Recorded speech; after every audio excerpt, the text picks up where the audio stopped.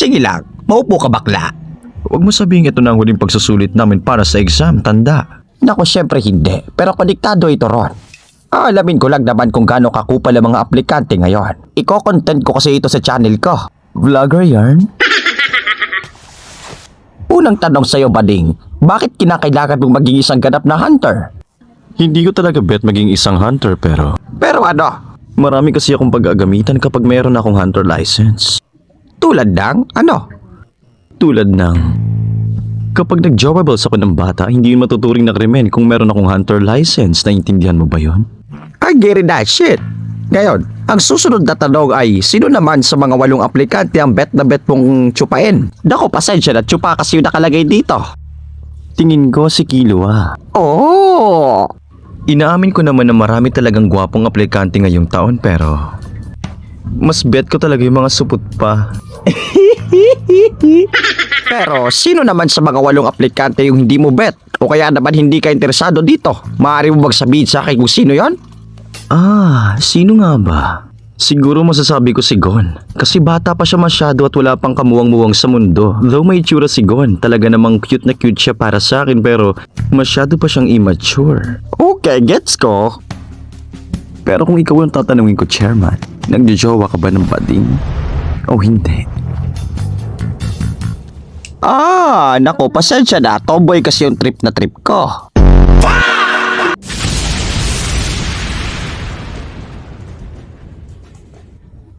Pasikat ka talaga, Haring Meruem. Shut the fuck up.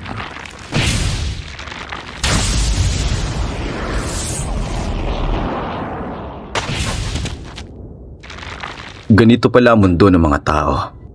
Malawak, tahimik at payapa. Pero putang ina mo'y tain ng pusa. Ang paru-paro. Ang aking mga pakpak ay sumisimbolo sa liwanag ng baghari. Iba-iba ang kulay, iisa ang layunin.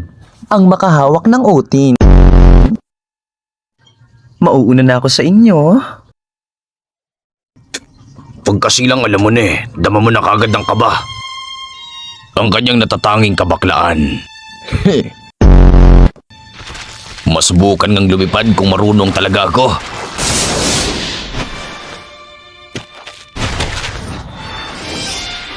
Agay!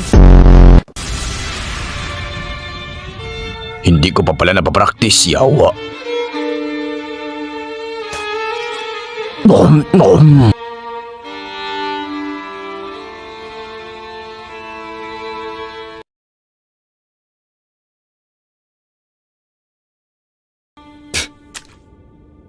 Ang tabang ang puta. Wala kasing magic syrup dito, mahal na hari. Ayoko ng lasa nito ang sagwa. Kung inyong mamarapatin, pwede pa tayo maghagilap. Nung nasa sinapupunan pa lang ako ng Reyna, merong masarap na pagkain na inihahain sa akin sa loob ng tiyan niya. Pares yata yung tinatawag nila doon. Nais kong bigyan mo ako ng pares. Masusunod po, Haring Meruem. Maraming ganyan sa bayan.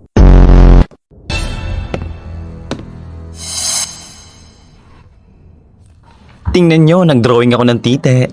Umalis ka nga dito! Kung hindi ka rin naman pala boboto, mabuti nang lumayas ka na! Wala kaming oras sa'yo, bading! Ang harsh mo naman. Base sa na-feel ko, mukhang 6 inches ang sukat ng uti ng tiger na ito. Pwede na rin. Ano ba pakay mo kung hindi ka rin naman pala boboto? 5 inches naman ng bonjing na ito. Grabe, Gina G kagad. Pinakita ko lang naman yung drawing kong tite. Makatambay na nga lang si Gedli.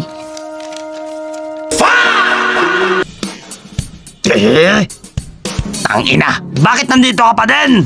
Di ba sinabi na naming lumayas ka? Dead Mati. Buwisit kang bakla! Sinusukat niya ang uti ng bawat hunter na nandito. Ay, ano ba naman yan? Wala bang ducks dito? 3 inches? 4 inches? May 1 inches? Putang ina, ang lala. Ay, wala man ako makitang ducks, nakaka-bad trip. Sayang lang ang pagpunta ko. Sa nakikita ko, yung mga zodiac lang yung mga ducks. May 9 inches. Kanino yun? Teka, parang pamilyar.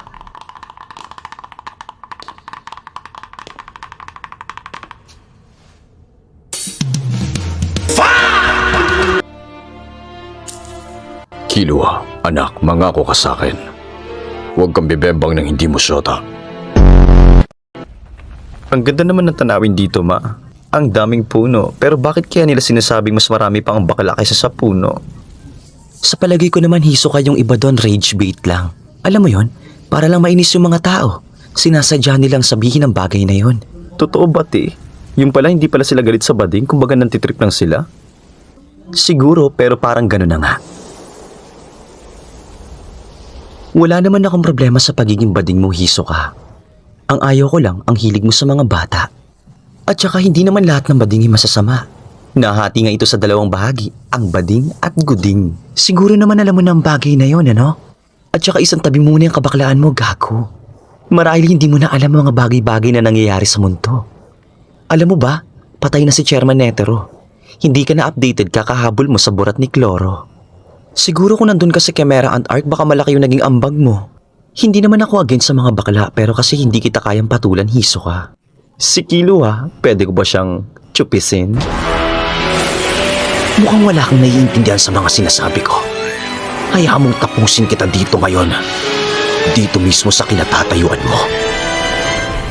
Hindi ko mapapalampas ang kabaklaan mo, hayop ka. Ay, Kemi lang, te, ano ba?